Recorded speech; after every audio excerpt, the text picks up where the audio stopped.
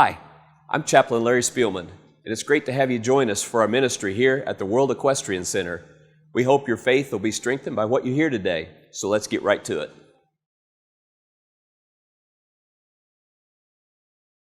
We've still been in this series called Idioms with a Horse, and Idioms with a Horse is, using words that have something to do with a particular thing that you want to emphasize. The words aren't actually meant to be taken literally, but they sometimes help emphasize something that maybe you'd like to say in a different way. I think most of everyone has learned some idioms over the years. I've given an example every week, and I just want to share another example with you this morning, and that is lots of times we speak about the elephant in the room. And the elephant in the room isn't really an elephant. Most people don't have an elephant sitting in their living room when they say something like that. And I have to be honest, I don't think I would really want to be in a room with an elephant. I'd rather the elephant be at the zoo, and be behind bars. But the elephant in the room really doesn't refer to that literal meaning. It really is talking about an issue that everyone knows about, but nobody wants to address. Everybody wants to step back from it and just not deal with it. And so usually somebody says, well, we're going to deal with the elephant in the room or something like that. And so we go ahead and we talk about it, or we fix it, or we deal with it. And so the elephant in the room is not really an elephant. And this morning, we're going to continue on with these idioms.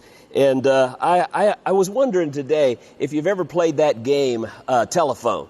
As a kid, maybe you called it something else, but one person would tell the person beside them something. It'd always be some kind of a sentence or a phrase, and it was supposed to go around the room, and by the time it got to the other end, you always asked that person on the other end, what did they say?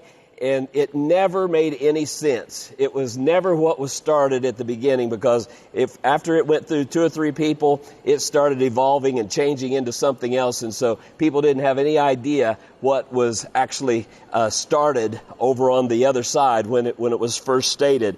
And so if you've ever played that game, you know what I'm talking about this morning. And the idiom that I want to share with you today is straight from the horse's mouth. A lot of people talk about getting things straight from the horse's mouth. And that's really kind of what we want, don't we? I mean, really, even in our situation today, we were talking a few minutes ago before we got started about how we just like to have the truth. I'd like to have it straight from the horse's mouth. Tell us what's going on, so we have the truth. We know how to respond to things. We know how to deal with things. But I don't think that most people's horses talk unless you have Mr. Ed. From years ago on the show, The Talking Horse. Most people's horses don't talk. So, are we really talking about getting a message from your horse, or are we talking about something else? And the idiom here is, I just want the truth. I want to hear it straight from the person who said it. I don't want it going through 10 people in the room and getting around to me. I want to know exactly what was being said. And many times we need to be careful about what we listen to and the information that we get, because after it's come through several different sources, we're not getting it straight from the horse's mouth any longer. We're getting everybody else's interpretation and what they think about it. And it gets skewed a lot of times, and it looks different than it did when it first started out. And so if you're going to get the truth of something, we need to get it straight from the horse's mouth and know exactly what someone said. I think we can save the world, we can save ourselves, we can save our families, a lot of problems if we just got it straight from the person who said it, right? Because so many times that's not the way we get our information. It comes through somebody else. And sometimes we're guilty, right? I think I'm guilty a lot of times of saying things that I don't know if it's exactly true.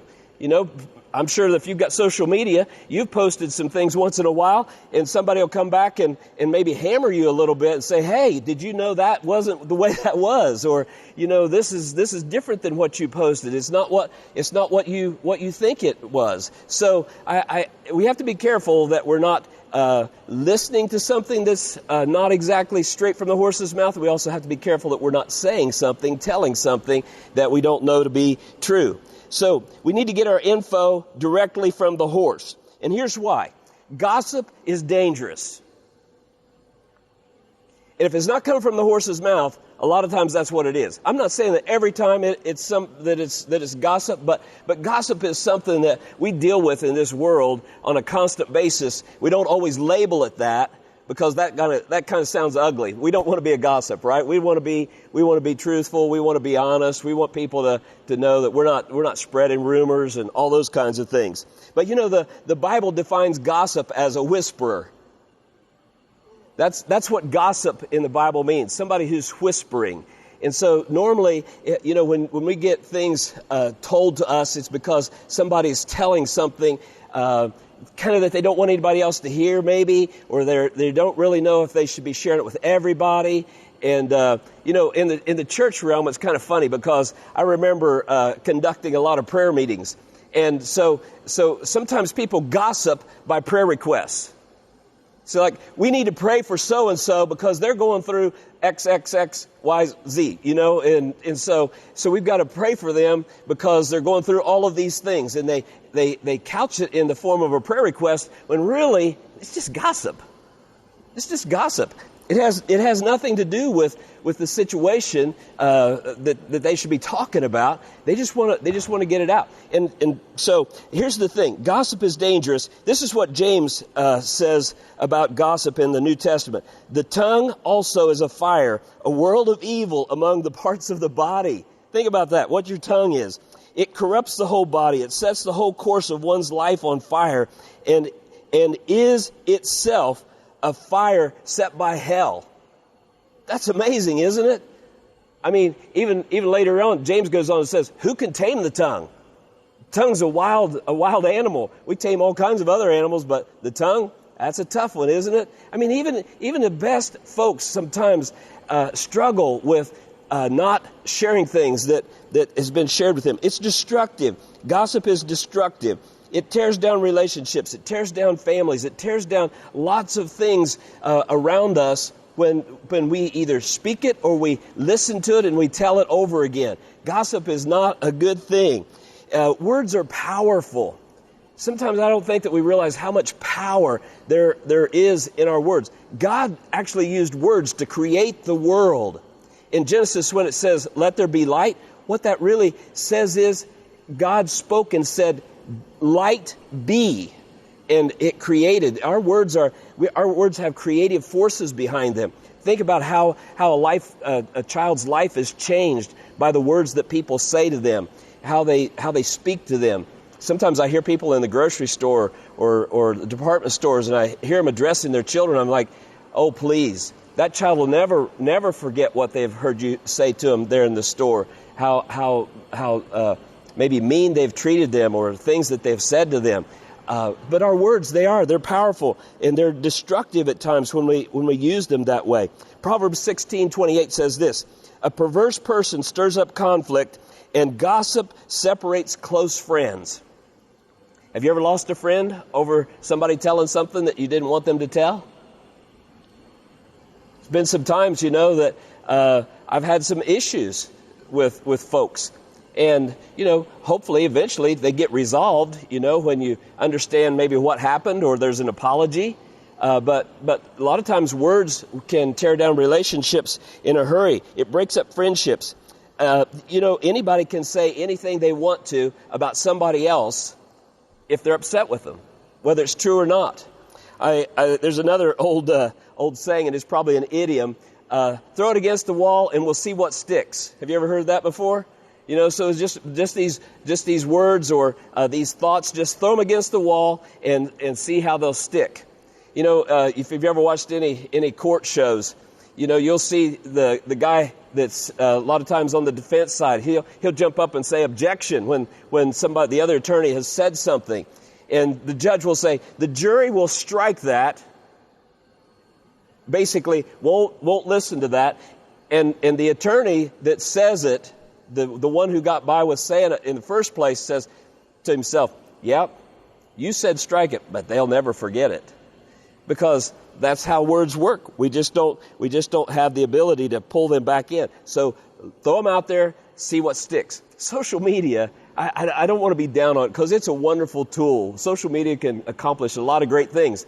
But social media is kind of like that. People just throw things out there and we'll see what goes. You know, things that are done so many times, we talk about things that go viral. That's kind of what it is. You know, let's see. We'll put it out there. Sometimes it's true. Sometimes it's not. You know, we joke around a lot of times. Well, if it's on Facebook, it's true, right?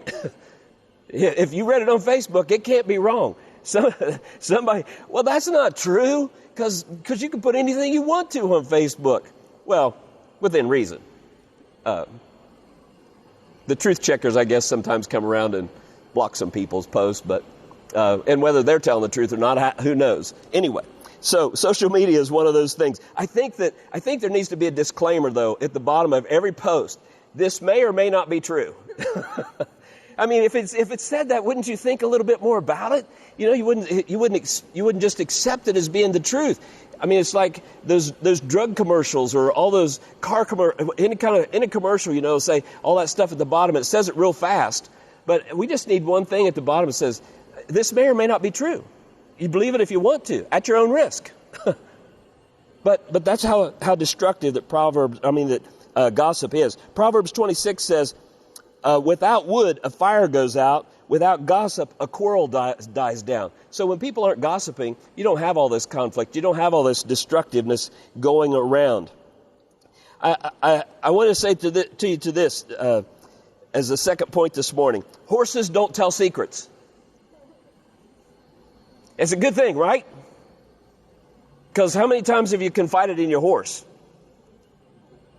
I don't know what that judge was thinking, right? Tell your horse that. Or, you know, even worse things, the things that are on your heart, the things that are really bothering you. You know, I don't know, maybe as adults you don't do it as much, but I just remember as a kid, whatever animal I was close to, that's the animal that heard all of my emotions and all of my troubles. You know, if I felt like I was being mistreated, well, you know, I had to tell my dog or my calf or whatever, you know, whatever I had at the time. I had to tell them how bad things were. Well, horses don't tell secrets, thankfully. We don't have to have that. But here's what Proverbs 20:19 says. A gossip betrays confidence, so avoid those who talk too much. You know, I think that most people that share things with us expect confidentiality. Now, not everybody puts that disclaimer on there, or not everybody says to you, hey, please don't tell anybody this. Sometimes I think you're better off not to say that because that's like almost like a license to go tell somebody else. But really, when people share things with us, we have to exercise a lot of confidence in keeping that close to our heart and just praying for them and helping them however we can. You know, when you get into a position where, you know, you're counseling people or you're talking to people or ministering to people, you have to be very careful that you keep person's confidence in whatever they say. Because I'll tell you something, once you lose a person's trust, it's very difficult for them to build that back in you. And gossip is one of the easiest things to lose trust with. When trust is lost, gossip is active most of the time. That's what's happening. So avoid those people that speak gossip. Proverbs says this about it. The words of a gossip are like choice morsels. They go down into the inmost parts. Think about that. The words that we hear, you know, they're like cookies or candy bars. They're the best thing that you can hear sometimes. You just think about it. Somehow it gravitates to that. It appeals to that sense that we have if we hear something. You know, why do tabloids make so much money? Because people have this need to have that satisfaction of hearing about, and people know they're not true, right? I mean, I think they do. Probably some people read them and think half of it is, but that's what they've made their money on, is hopefully people will want to hear all of this dirt and all of this behind the scenes stuff that goes on in people's lives. But listen, Jesus said this: it's not the things that go into your mouth that defile you. You're defiled by the words that come out of your mouth. And so whether we're speaking it or whether we're hearing it, if gossip is at work and we're not getting it straight from the horse's mouth, those things that we speak and retell are the things that will defile us in front of God. If you want to do a little search sometime, look up the word gossip and see what the Bible says about gossips. Gossip is right up there with all of these other terrible sins. So if you want to really think about how bad it is, check some of those places out, because God doesn't mince any words about using gossip to continue a problem or create conflict in people's lives. This morning, I think that it's important that we check the horse's mouth. Okay? I've shared this before, but I think this is important. Before words leave our mouth, and maybe even before they come in, we have to ask ourselves 3 questions. The first question is it true? If we're going to say something, we don't want to tell a lie, right? We don't want to say something we don't know that's true. Even if we're posting on social media, I don't like to put things out there that I don't know are true. I don't like to share things that somebody else has shared if I haven't been able to research them a little bit. Is it true? That's important. The second thing that our words need to be able to answer is it kind? You know, most gossip isn't kind. Even some things that come straight from the horse's mouth sometimes aren't kind. We can be pretty mean with the truth, right? And so I just think those are 2 things that the words have to pass through. The things that we're going to listen to. Are they kind? You can tell right off. If somebody comes up to you and they're being hateful and mean towards somebody, you can tell that their words aren't meant to be kind. They could be true, but they're not meant to be kind. And the third gate or thing that they should pass through before we let them come out of our mouth is, are they necessary? They can be true, they can be necessary, but are they kind? Because a lot of times the truth hurts, and the truth can hurt people really bad. And sometimes even in our kindness, we can still tell something that we shouldn't tell or say something that we shouldn't say. But then when you think about, is it necessary? Is it really necessary? That could shut a lot of things down, you know, if we really think about that. I remember my grandmother years ago, if we would say something, didn't necessarily have to be profanity, but my grandmother would say, that's an unnecessary word. You don't need to say that. Don't say that again. That's an unnecessary word. And that's how she addressed us. So there are a lot of things that we can say that really aren't necessary. And I think if we really adopted that, and believe me, this is a challenge. I'm not saying that I'm perfect at this, because this is a challenge that we all face. Like James said, that tongue is a fire. You know, it's burning all the time, and nobody can tame it. Sometimes we need to tame our ears in what we hear. But what God has called us to is to be truthful. He's called us to be kind, and He's called us to be confidential when people share things with us. So, straight from the horse's mouth this morning, God's Word is true. And anything you read in the Bible, you can take that to the bank, because it came straight from the horse's mouth.